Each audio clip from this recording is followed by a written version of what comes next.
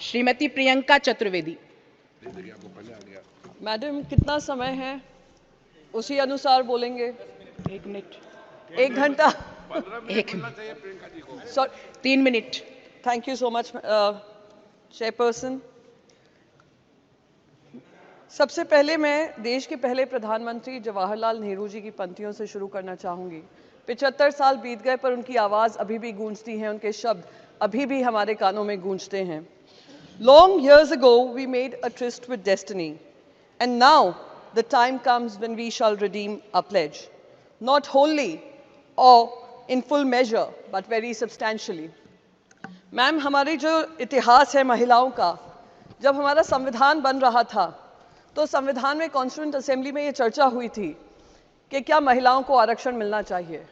वहाँ पे जो 15 महिला सदस्य भी थी, उन्होंने उसको खारिज कर दिया था। उन्होंने कहा था कि equality will be the basis of our constitution. Baba Saheb Ambedkar ji ने एक ऐसा विजनरी कॉन्स्टिट्यूशन हमें दिया जहाँ पे महिलाओं को इक्वालिटी और समानता का उनको समानता की जिंदगी दी। पर दुर्भाग्य इस बात का है कि 75 साल में जो महिलाओं को जगह मिलनी चाहिए थी, स्टेट असेंबलीज हों या केंद्र में हों, वो हमें मिली नहीं। इस वजह से आज हम इस रिजर्वेशन की चर्चा कर रहे हैं।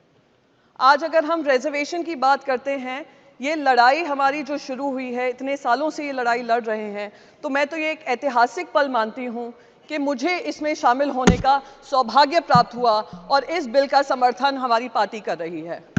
पर हमारे साथ 2 दिक्कतें हैं जो मैं आपके सामने साझा करना चाहती हूँ।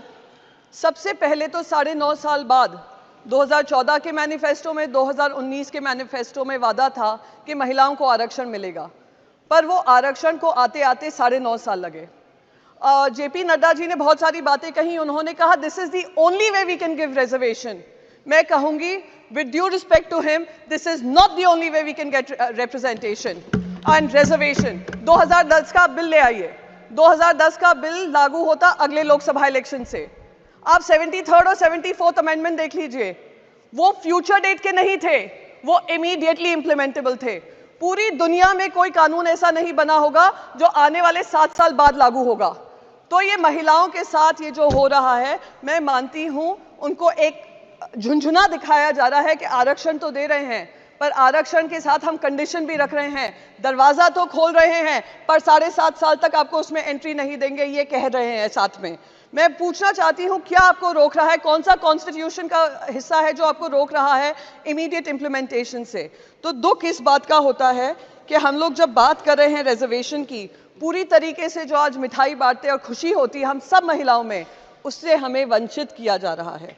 प्लीज माननीय सदस्य, मैं बस आपका समय समाप्त हो गया। जी जी मैम, 1 मिनट में खत्म कर दूंगी। आप लोगों से ज्यादा समय नहीं मांगूंगी, ना उम्मीद है। बस जाते जाते एक चीज कहूंगी कि जो 2010 का बिल था, उसमें लेजिस्लेटिव काउंसिल्स में भी महिलाओं के लिए आरक्षण था। तो लेजिस्लेटिव काउंसिल और राज्यसभा में आप भी सांसद हैं, मैं भी सांसद हूं। जितना लोकसभा में उन महिलाओं का रिप्रेजेंटेशन है, राज्यसभा में नहीं है। माननीय तो सदस्य, उधर भी आपका समय लागू होना समाप्त हो चाहिए। गया। बस इसी बात को कहते हुए मैं इसको वेलकम करती हूं, मैं इसको सपोर्ट करती हूं, और एक ऐसा ऐतिहासिक दिन हम रचने जा रहे हैं, उसको मैं आप सभी का, जिनने सपोर्ट किया है, आभार व्यक्त करूंगी। धन्यवाद।